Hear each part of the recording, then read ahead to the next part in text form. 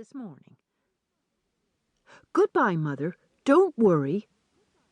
You know it isn't as if I hadn't traveled before. The woman gave a short, sardonic laugh and said in an explanatory way to Mr. Cobb, "She's been to Wareham and stayed overnight. That isn't much to be journey proud on." "It was traveling, Mother," said the child eagerly and wilfully. "It was leaving the farm and putting up lunch in a basket, and a little riding and a little steam cars, and we carried our nightgowns." "Don't tell the whole village about it if we did," said the mother, interrupting the reminiscences of this experienced voyager.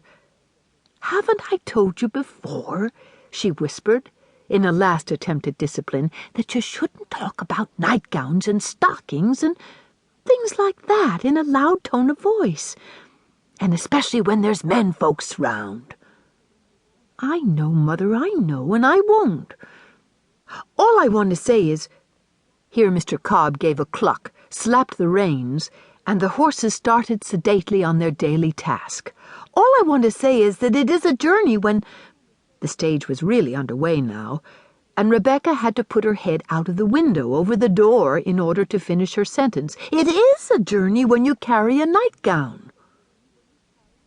The objectionable word, uttered in a high treble, floated back to the offended ears of Mrs. Randall, who watched the stage out of sight, gathered up her packages from the bench at the store door, and stepped into the wagon that had been standing at the hitching post. As she turned the horse's head towards home, she rose to her feet for a moment, and shading her eyes with her hand, looked at a cloud of dust in the dim distance. "Randy'll have her hands full, I guess," she said to herself. "But I shouldn't wonder if it would be the making of Rebecca." All this had been half an hour ago, and the sun, the heat, the dust, the contemplation of errands to be done in the great metropolis of Milltown had lulled Mr. Cobb's never-active mind into complete oblivion as to his promise of keeping an eye on Rebecca. Suddenly he heard a small voice above the rattle and rumble of the wheels and the creaking of the harness. At first he thought it was a cricket, a tree-toad, or a bird, but having determined the direction from which it came, he turned his head over his shoulder and saw a small shape hanging as far out of the window as safety would allow. A long black braid of hair swung with the motion of the coach. The child held her hat in one hand, and with the other made ineffectual attempts to stab the driver with her microscopic sunshade. "Please let me speak," she called. Mr. Cobb drew up the horses obediently. "Does it cost any more to ride up there with you?" she asked. "It's so slippery and shiny down here, and the stage is so much too big for me that I rattle round in it till I'm most black and blue. And the windows are so small I can only see pieces of things. And I've most broken my neck stretching round to find out whether my trunk has fallen off the back. It's my mother's trunk, and she's very choice of it."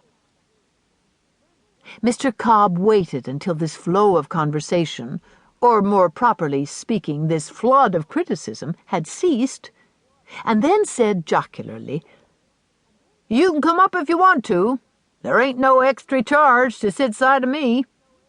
Whereupon he helped her out, boosted her up to the front seat, and resumed his own place.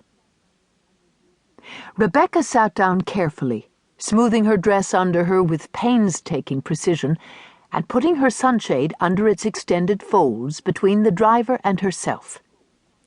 This done, she pushed back her hat, pulled up her darned white cotton gloves, and said delightedly, "Oh, this is better. This is like traveling. I'm a real passenger now, and down there I felt like our setting hen when we shut her up in a coop.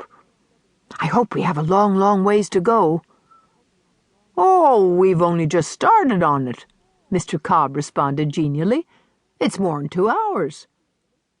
"Only 2 hours," she sighed.